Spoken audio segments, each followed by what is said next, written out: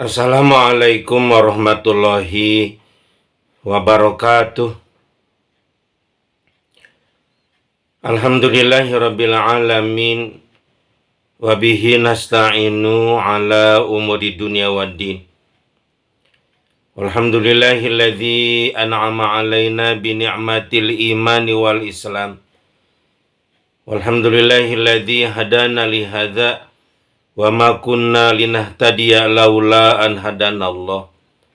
Walhamdulillahilladzi hamdan katsiran kama amar.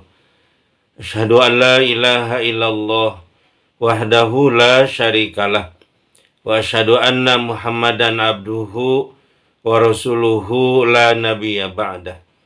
Wassalatu wassalamu ala asyrafil anbiya'i wal mursalin Muhammad wa ala alihi wa ashabihi ajmain, amma ba'du.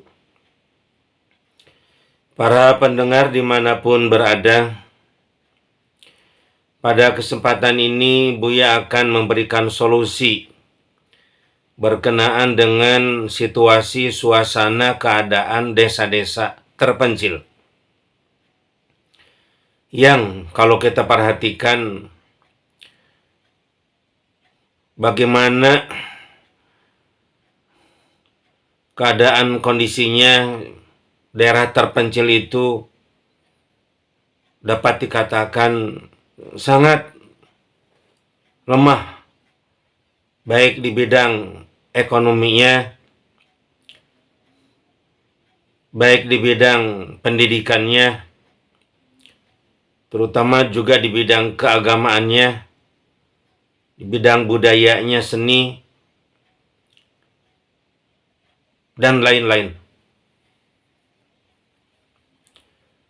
Kita perhatikan fisik, kondisi fisik di sana, mulai dari jalan menuju daerah terpencil itu begitu sangat parah kondisi jalannya. Sangat parah.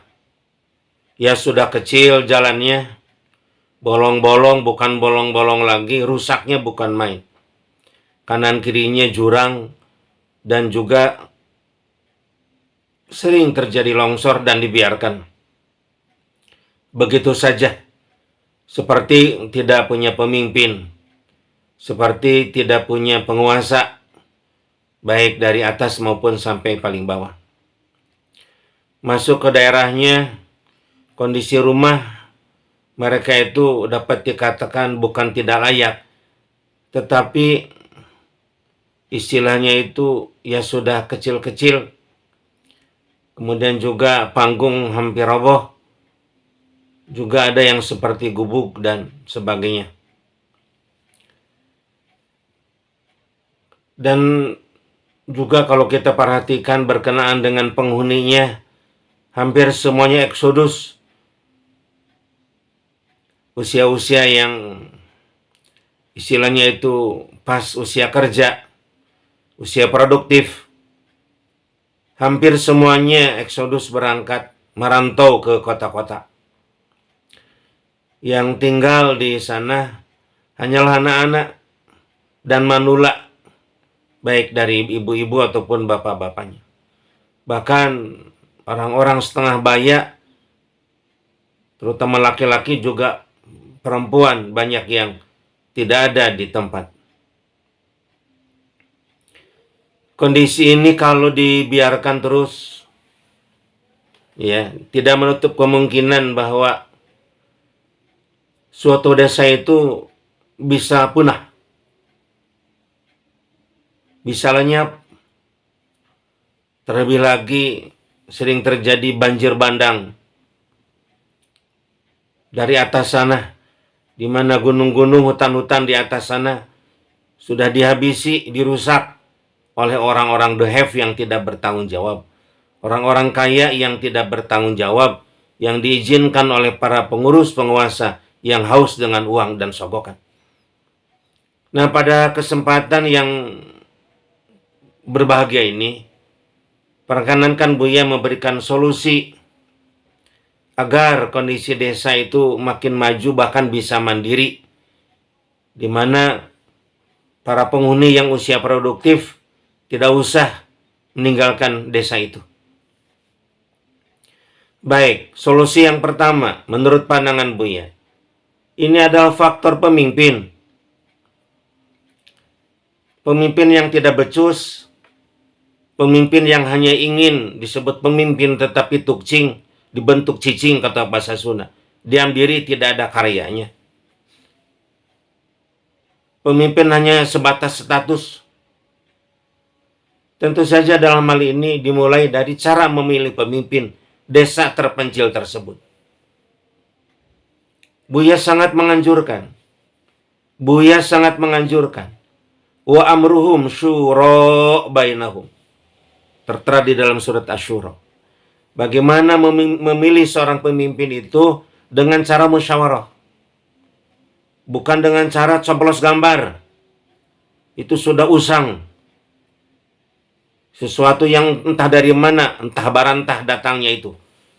Cara memilih pemimpin dengan mencoblos. Banyak sekali madorotnya. Akan melahirkan pemimpin-pemimpin yang korup. Pemimpin-pemimpin yang tidak bertanggung jawab. Pemimpin-pemimpin yang hanya ingin memperkaya diri dan keluarganya. Wa amruhum syura bainahum. Para tokoh masyarakat, para sesepuh, para pemuda-pemudi, dan para aktivis di berbagai bidang di desa terpencil tersebut bermusyawarahlah memilih seorang pemimpin dengan kriteria yang benar, pemimpin yang amanah, ya, sebagaimana Allah Subhanahu wa taala berfirman di dalam Quran surat An-Nisa ayat ke-48. A'udzubillahi minasyaitonirrajim. Bismillahirrahmanirrahim. Innallaha ya'muru an tu'addul amanata ila ahliha. Sesungguhnya Allah Subhanahu wa taala memerintahkan kepada kalian, ya, para pemimpin, agar menyampaikan amanah kepada ahlinya. Begitu. Kemudian wa idza hakamtum bainan nasi antahkumu bil adl. Apabila menegakkan hukum di antara manusia, antahkumu bil adl, tegakkan oleh kalian hukum yang adil. Shadaqallahul adzim. Ini sudah jelas. Seorang pemimpin itu harus amanah. Harus juga jujur. Harus juga fatonah pintar. Dan tablik menyampaikan apa-apa program. Tidak ada yang disembunyikan untuk penghuni daerah terpencil tersebut. Pilihlah orang-orang yang memenuhi kriteria. Orang yang paham agama. Orang yang paham masyarakat, dekat dengan masyarakat. Orang yang tidak mementingkan diri, bahkan kalau bisa orang yang kaya tetapi soleh. Orang yang kaya soleh lebih baik daripada orang yang miskin soleh. Orang yang kaya itu tentu tidak mau memperkaya diri. Bahkan sebagian kekayaannya uang dibagikan gitu kepada masyarakat. Wa ma anfaqtum min syai'in fahuwa yukhlifu, begitu Allah menyampaikan. Orang-orang yang kaya raya dan agnia dan paham tentang zakat, infak, dan sedekah akan memberikan sebagian harta kekayaannya untuk program di daerah terpencil. Daripada orang miskin meskipun soleh, tetapi godaan setan begitu bertubi-tubi, jangan sampai karena kemiskinannya ada tujuan untuk menjadi dia orang kaya. Carilah orang-orang yang kaya tetapi soleh. Orang-orang yang berpengaruh tetapi soleh. Daripada orang-orang yang miskin meskipun soleh. Penting ini. Buya sampaikan kepada warga masyarakat yang Allah berikan anugerah harta lebih dari yang lainnya. Punya uang yang banyak, tanah yang luas, rumah yang bagus. Karena memang menjadi orang yang rajin dan juga sebagai warisan dari orang tuanya. Bismillah, la haula wa la quwata illa billahil aliyil adzim. Untuk menjadi seorang pemimpin, bisa menjadikan warganya tidak hengkang dari daerahnya untuk perkotaan. Menjadikan daerahnya subur makmur, loh jinawi, warbun gopur. Ada dalam ampunan Allah Subhanahu wa Ta'ala. Pilihan pemimpin yang baik, yang soleh, yang amanah, yang energik, yang masih muda, tetapi luar biasa. Meskipun kalau ada yang lebih tua tetapi energik, itu lebih matang, itu lebih bagus. Bermusyawarahlah. Angkatlah seorang pemimpin yang hebat agamanya, yang ahli masjid. Meskipun ahli masjid tetapi tidak kurang pengetahuan umumnya. Jangan sampai ada pemimpin yang jauh dari masjid. Bagaimana daerah terpencilnya bisa maju kalau pemimpinnya juga jarang ke masjid, jauh dari Allah Subhanahu wa Ta'ala? Bagaimana daerahnya bisa warbun gofur, loh jinawi, subur makmur? Allah Subhanahu wa Ta'ala berfirman di dalam Al-Quran surat Al-A'raf ayat 97. A'udzubillahi minasyaitonirrajim. Bismillahirrahmanirrahim. Walau anna ahlal qura amanu wattaqau la fatahna alaihim barakatim minas sama'i wal ardh. Seandainya penduduk suatu negeri iman dan bertakwa kepada Allah Subhanahu wa Ta'ala, la fatahna alaihim, tentu kami Allah akan membukakan bagi mereka barakatim minas sama'i wal ardh, keberkahan dari langit dan bumi. Bagaimana bisa barokah dari langit dan bumi untuk daerah terpencil tersebut kalau pemimpinnya tidak dekat dengan Allah Subhanahu wa Ta'ala? Hanya ongkang-ongkang saja seperti pemimpin tetapi tidak tahu arah kiblat. Pernah kejadian suatu saat ada acara, pada saat acara tersebut digelar, hujan yang besar, masyarakat tidak berangkat sholat ke masjid, di sana saja. Kemudian pengurus itu, pemimpin itu nanya, kemana ini arah kiblatnya? Bayangkan, seorang pemimpin sampai tidak tahu arah kiblat. Inilah pemimpin yang dekat dengan masyarakat. Ada juga pemimpin yang rajin datang ke masjid, sholat berjamaah, tetapi tidak kenal dengan masyarakat. Jangan dipilih. Sering ke masjid, tetapi tidak dekat dengan masyarakat. Bakhil, kikir, mementingkan diri sendiri, itu jangan dipimpin. Kedepannya tidak akan pernah benar pemimpin seperti itu. Hanya dekat dengan Allah, tetapi kedekatan dengan Allah tidak dibuktikan dengan akhlakul karimah, hablum minannasnya. Pilih pemimpin yang dekat dengan Allah. Pilih pemimpin yang dekat dengan manusia. Pilih pemimpin yang kaya raya. Kelihatan jujur, tidak pernah tersandung kasus. Betul-betul orang yang soleh. Kalau pemimpinnya sudah seperti itu, maka baginda Rasul bersabda bahwa doa seorang pemimpin yang adil tidak akan ditolak oleh Allah Subhanahu wa Ta'ala. Pemimpin itu berdoa agar masyarakatnya panjang-panjang umur, sejahtera, sehat, akan dikabul oleh Allah.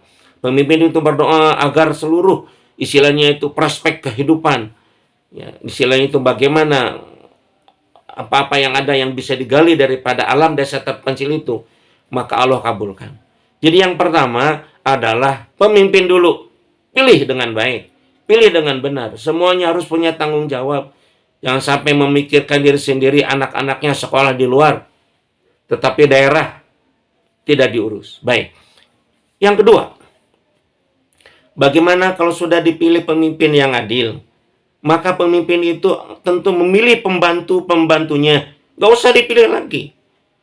Karena pemimpin yang adil, yang soleh pasti akan memilih orang-orang yang soleh lagi, yang bisa membantu dirinya. Pilih. Kalau daerah itu cukup luas, daerah terpencil itu cukup luas, pilih siapa saja nih yang energik, yang soleh, yang kaya, kalau bisa miskin gak apa-apa, tetapi soleh. Terus pilih. Dari kalangan para pemudanya ada dibikin kepengurusan yang lengkap untuk mengurus daerah terpencil itu. Baik, berikutnya setelah kepengurusan lengkap, mulailah para pemimpin bekerja dengan baik dan benar. Niat karena Allah. Membantu sesama manusia. Khairun nasi anfa'uhum linnas. Begitu sabda Rasul. Sebaik-baik manusia adalah orang yang paling banyak manfaatnya bagi orang lain. Ini penting saya sampaikan. Kemudian para pengurus itu mendata. Pendataan yang bagus tentang potensi-potensi yang bisa digali dari daerah terpencil tersebut. Ada berapa sungai yang lewat ke daerah kita? Ada berapa gunung yang mengelilingi daerah kita? Ada berapa luas sawah? Kemudian bagaimana potensi-potensi yang lainnya? Apakah ada air terjunnya? apakah ada untuk tempat rekreasinya, dibenahi, potensi-potensi alam dulu. Dengan baik, ditata dengan baik potensi-potensi alam. Lanjut berikutnya, didata juga potensi-potensi manusia, di mana mereka tentu punya keahlian-keahlian, punya latar belakang, itu semuanya istilahnya itu didata dengan baik dan benar. Setelah pendataan yang benar, bagaimana kita ini mulailah dari pendidikan. Tentu saja untuk membangun desa terpencil ke depannya, diperlukan orang-orang yang pintar. Orang-orang yang rajin mencari ilmu. Utlubul ilma minal mahdi ilal lahdi. Utlubul ilma walabisin. Talabul ilmi faridatun ala kulli muslimin wal muslimat. Dan banyak lagi. Bagaimana kita juga akan melahirkan seorang yang beriman dan berilmu pengetahuan. Yarfa'illahu ladina amanu minkum waladina utul ilma darajat. Allah akan mengangkat orang-orang yang beriman dan berilmu pengetahuan. Tentu saja kita mengadakan semacam MOU dengan orang tua yang punya anak yang cerdas, didata. Jadi kalau SD-nya boleh di sana, SMP-nya ada meskipun apa adanya, SMA-nya di luar. Kalau memang tidak ada SMA, syukur-syukur ada SMA. Kemudian dikuliahkan di luar, tetapi bikin MOU setelah jadi sarjana, jangan kerja di luar. Harus datang paling tidak misalkan 10 tahun, 15 tahun membenahi daerah kita.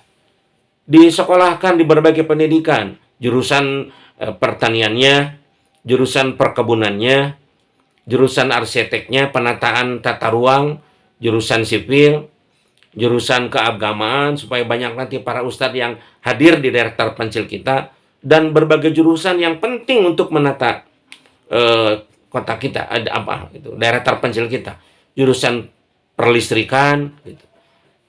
Ya, supaya nanti bagaimana tentang listrik di sana itu bisa dikelola. Jurusan perairan, istilahnya, kemudian juga jurusan yang disebut dengan jurusan geodesi, pertanahan dan sebagainya. Silahkan disebar anak-anak yang terbaik, beasiswa full. Kalau bisa pada saat di kota jangan kos. Kos-kos itu sudah merusak citra. Orang-orang di kos itu sudah dikatakan pergaulan bebas. Jangan ada daerah dari terpencil kita ini untuk disekolahkan, kemudian untuk dikoskan, indekos sudah menjadi rahasia umum. Mereka tidak benar pergaulannya. Cari pesantren yang haratis. Pesantren yang haratis, di mana mereka menampung anak-anak para mahasiswa-mahasiswi untuk sekolah dari daerah-daerah. Ya sudah pelajaran agama ada, tentu dari ajengannya, makan juga gratis, bisa bakal dari pesantren, diam juga di pesantren, tidak usah bayar, cari. Banyak. Seperti pondok pesantren Ulul Albab di berbagai daerah. Di kota Bandung, dari Sabang sampai Merauke. Itu semuanya gratis, Ulul Albab. Yang dipimpin pusatnya oleh Buya Asep. Banyak juga di Jawa Barat, pondok pesantren Ulul Albab yang gratis. Silakan. Di daerah mana? Bandung, kota Bandung, Bandung Barat, Kabupaten Bandung. Ataupun juga mungkin ada yang di Karawangnya, Subangnya, Sumedang, Tasik, Garut, Karawang. Ya. Kemudian banyak lagi di berbagai daerah. Pesantrenkan kepada pesantren yang gratis. Nanti pada saat pulang ke daerahnya, dia membawa ilmu, bekerja. Tentu dalam hal ini, para pemimpin harus melakukan pendidikan seperti itu. Jangan berdiam diri tanpa orang yang paham tentang ilmu. Jangan diharap dan hanya mimpi kalau daerah terpencilnya tidak disiapkan orang-orang yang punya ilmu pengetahuan. Tentu saja di bidang agamanya juga betul-betul harus dibina dengan baik. Pengajian rutin. Bagaimana istilahnya pembahasan-pembahasan tentang berbagai hal ilmu pengetahuan agama itu. Kalau perlu mendatangkan menamai ustadz dari luar, kalau tidak ustadz di dalam pun cukup, jangan di sana kalau ada. Jadi bagaimana ada semacam kegiatan di masjid, jangan lupa juga di sana itu disiapkan madrasah. Kalau perlu kita mulai memikirkan tentang pesantren di daerah tersebut. Baik, berikutnya di bidang seni dan olahraga, bikin turnamen-turnamen supaya para pemuda tidak keluar dari daerah tersebut. bikin turnamen-turnamen yang tentu saja biayanya kita memakai dana istilahnya itu kerjasama dengan perusahaan-perusahaan, istilahnya sponsor. Tentu saja sponsor-sponsor saya jangan hal-hal yang menjadikan haram kata sebagian ulama. Kata sebagian ulama yang lain adalah makruh. Jadi tidak usah kita mencari sponsor dari perusahaan rokok misalkan. Karena rokok itu meskipun ya tidak haram, tetapi mudaratnya banyak.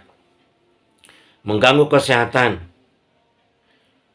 Kemudian juga bagi perokok aktif pasif anak-anak kita yang kena asap rokok itu lebih berbahaya. Kemudian juga menghambur-hamburkan uang begitu.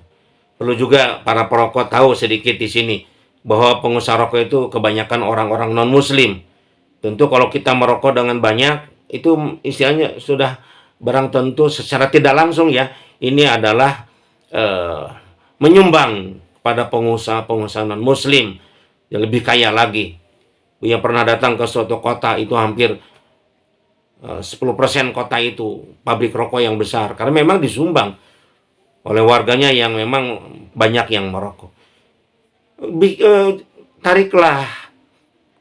Bikinlah MOU kesepakatan sponsor-sponsor yang memang perusahaan-perusahaan yang bermanfaat, misalkan sponsor pupuk urea gitu, supaya pupuk itu misalkan dikenal oleh masyarakat sehingga masyarakat membeli pupuk dari sponsor kita atau sponsor lain yang penting isinya itu bagi kemaslahatan begitu. Bikin turnamen, ada hadiah. Anak-anak itu kan senang balik sepak bola, voli, basket misalkan, tenis meja dan lain sebagainya, badminton, sehingga olahraga di sana menjadikan sehat gitu. Ya, dan tidak itu dan dibimbing juga tentu oleh para kiai, para ulama yang mengarahkan kita. Jangan sampai ada istilahnya itu turnamen-turnamen, kita ambil saja voli putri misalkan. Astagfirullahaladzim, pakaiannya sudah tidak karuan lagi. Jadi bukan kemaslahatan yang ada kemaksiatan, kemafsadatan. Silakan voli baik putra ataupun putri, tapi pakaian yang sopan, yang menutup aurat, yang tidak istilahnya itu menumbuhkan syahwat yang tidak karuan, yang liar, sehingga bukan keberkahan tetapi kemaksiatan, kemudian nantinya adalah kebangkrutan daerah tersebut. Dalam bidang seni, kalaupun ada yang peternakan bukan saja seni, itu juga misal saja ada seni adu domba misalkan, seni-seni yang lain, seni adu ayam ya, karena sabung ayam itu bukan sabung ayamnya yang haram, tetapi judinya yang tidak boleh itu. Tapi kalau ditata dengan baik, banyak itu Buya punya penjelasan tentang itu. Itu dalam segi seni olahraga. Kemudian di bidang pertanian, perkebunan dan sebagainya ditata dengan baik. Tengkulak, para bandar yang menghisap istilahnya itu, warga masyarakat itu harus dijauhi. Kita bikin semacam lembaga, apa itu namanya nggak apa-apa, di berbagai negara. Silahkan. Yang penting istilahnya itu begini, dari desa, oleh warga, untuk desa dan warga. Nah itu kata-kata seperti itu perlu juga istilahnya itu disebarluaskan. Dari desa kita mengelola, oleh warga dikelola, dan untuk warga dan desa. Jadi apa yang ada potensi-potensi di sana, sawahnya, kemudian juga pasir-pasirnya, kebunnya, kolamnya, sungainya ditata dengan baik. Kemudian juga ditampung oleh pemerintah desa. Dan tentu para pemimpin harus aktif mencari dana, istilahnya itu untuk menjadikan modal. Lembaga itu kita contoh ambil istilahnya itu Baitul Mal wa Tamwil atau BMT. Baitul Mal wa Tamwil. Baitul Mal itu dalam pengertian penampungan dana, baik dari zakat, infak, sedekah ataupun sumbangan sukarela. Dan wa Tamwil pembiayaan. Jadi ada semacam itu. Bagaimana itu ditampung hasil tani, hasil perkebunan dari warga desa, kemudian juga dibeli dengan harga yang cukup, tidak dengan harga yang murah, karena kita punya dana. Kemudian juga keuntungannya itu bisa disampaikan ke masyarakat, sehingga masyarakat itu istilahnya itu tidak mempunyai hak jual. Yang sampai terpaksa murah kata para petani, ya apabila buat, karena memang tengkulaknya bandarnya itu saja, tidak, kalau tidak dijual kemana kita menjualnya? Nah, maka harus ada lembaga-lembaga yang bisa istilahnya itu memuliakan karya para petani, sehingga mereka bersenang ke lembaga itu menjualnya dengan harga yang layak. Dan banyak lagi kegiatan-kegiatan perekonomian seperti itu. Munculnya di bidang-bidang lain yang paling juga dari keamanannya dan ketertibannya. Apa Bu ya? Berbicara tentang dari luar, kita harus betul-betul seleksi. Kalau ada proyek yang istilahnya akan ada pabrik di daerah kita yang terpencil, jangan menerima mentah-mentah. Dan juga jangan menolak mentah-mentah. Diadakan penelitian. Kalau memang pabrik itu bermaslahat nantinya ada kerjasama, silakan. Tidak merusak alam lingkungan. Tapi kalau pabrik itu merusak alam lingkungan, nanti ada pencemaran daripada limbah-limbahnya, kemudian juga akan menjadikan istilahnya itu tidak teratur lagi, tertata lagi nantinya juga masyarakat yang kerja di sana. Belum lagi nanti dari kota-kota membawa penyakit-penyakit yang tidak jelas, penyakit pergaulan, lebih baik ditolak. Daripada kita menerima pabrik yang besar tetapi kita tidak bisa mengontrol dengan baik. Lebih baik kita menata, bagaimana kita memulai menata istilahnya itu dari mulai pabrik yang kecil-kecil dari hasil kita. Dan lain-lain sebagainya. Nah, itulah yang Buya sampaikan sedikit berkenaan dengan penataan daripada istilahnya itu desa, jangan sampai banyak eksodus dari penghuni desa itu berangkat keluar. Para pekerja, para anak-anak muda dikasih pekerjaan bagi mereka. Bagaimana mereka bisa ada home industry. Home industry juga penting dipikir. Apa kira-kira potensi di sana itu? Mungkin ada kayu yang bagus untuk nanti dijadikan kerajinan-kerajinan yang bisa dijual keluar. Begitu juga. Jadi memang perlu istilahnya itu sering bermusyawarah. Kemudian bagi warga yang akan keluar dari daerahnya ditanya dengan baik. Kalau tidak jelas alasannya dan sebagainya, tidak ada salahnya kita memberikan semacam penasehat nasihat. Jangan sampai begitu saja dari desa kita itu cepat. Dan juga kita harus meneliti setiap orang yang datang yang baru ke desa kita. Tidak ada salahnya ditanya profesi dan sebagainya. Jangan sampai membawa penyakit. Penting kita menjaga desa, baik secara lahiriah, batas-batas secara zuhiriyah, ataupun secara ruhiyah. Bagaimana penghuni desa itu bertakwa kepada Allah Subhanahu wa Ta'ala. Nah, dengan cara seperti itu luar biasa, nanti desa kita akan menjadi desa mandiri. Ya, jangan sampai desanya terus ada dalam kemiskinan karena semuanya juga pada keluar, yang ada di dalam hanya anak-anak dan astagfirullahaladzim. Astagfirullahaladzim. Kalau desa-desa seperti itu, nanti kita mungkin bisa mandiri, yang jelas bisa hilang dari istilahnya itu musnah daripada keadaan kondisi di negara masing-masing. Demikian Buya sampaikan menyangkut tentang bagaimana atau solusi menjadikan desa mandiri. Mudah-mudahan menjadi manfaat dan bisa didengar oleh penduduk desa, mulai berpikir, bermusyawarah. Coba ide Buya ini, mudah-mudahan maslahat dunia dan akhirat. Terima kasih atas perhatiannya. Mohon maaf dari kekhilafan dan kekurangan Buya. Wabillahi taufiq wal hidayah wa ridho wal inayah. Assalamualaikum warahmatullahi wabarakatuh.